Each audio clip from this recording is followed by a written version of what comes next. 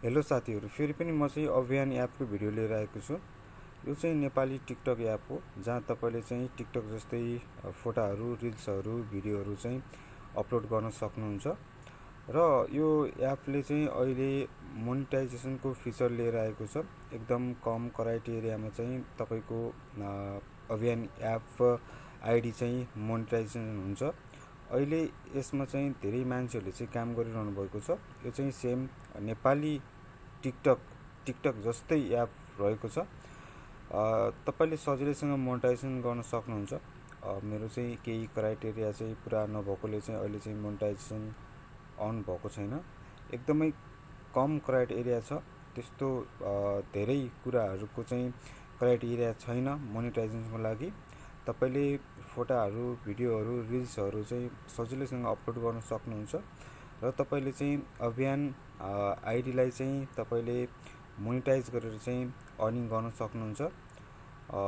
अहिले चाहिँ मेरो आइडी मोनिटाइजेसन नभएको कारणले गर्दाखेरि यहाँ सबै 0 देखाइरहेको छ। सजिलैसँग तपाईँले खल्ती, आइएमपे, ब्याङ्क, इसिएममा चाहिँ पैसा निकाल्न सक्नुहुन्छ।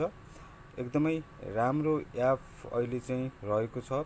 यो टिकटक एप नै हो, तर नेपाली भर्जनमा भनौँ न, होइन, नेपालमा बनेको टिकटक एप हो।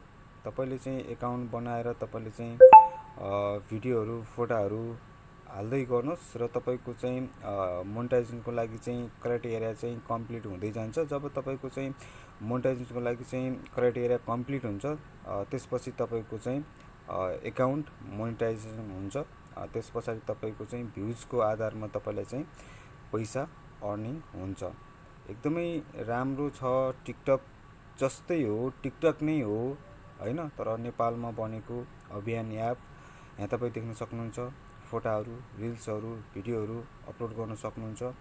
सेम टिकटककै फिचर छ, सेम टिकटक चलाएको जस्तै हो। तपाईँले लाइक, कमेन्ट, सेयर, अपलोड सबै गर्न सक्नुहुन्छ यसबाट चाहिँ। मैले चाहिँ यो भर्खर एकाउन्ट चाहिँ सुरु गरेको छु। साथीहरू, तपाईँ पनि एकाउन्ट बनाएर चाहिँ भिडियो, फोटाहरू चाहिँ अपलोड गर्न सक्नुहुन्छ। र क्राइटेरिया पुरा भइसके पछाडि चाहिँ सजिलैसँग मोनिटाइजेसन हुन्छ। र तपाईँले रिफर पनि गर्न सक्नुहुन्छ, साथीहरूलाई इन्भाइट गरेर पनि अर्निङ गर्न सक्नुहुन्छ। तपाईँले आफ्नो आइडीबाट कसैलाई चाहिँ रिफर गर्नुहुन्छ या इन्भाइट गर्नुहुन्छ भने तपाईँलाई चाहिँ 20 रुपियाँ आउनेछ। यसबाट चाहिँ अर्को मेथड भनेको चाहिँ, अर्निङको मेथड भनेको चाहिँ इन्भाइट गरेर, रिफर गरेर पनि अर्निङ गर्न सकिन्छ। साथसाथै तपाईँले फोटा, भिडियो हालेर चाहिँ मोनिटाइजेसन गरेर पनि अर्निङ गर्न सक्नुहुन्छ साथीहरू।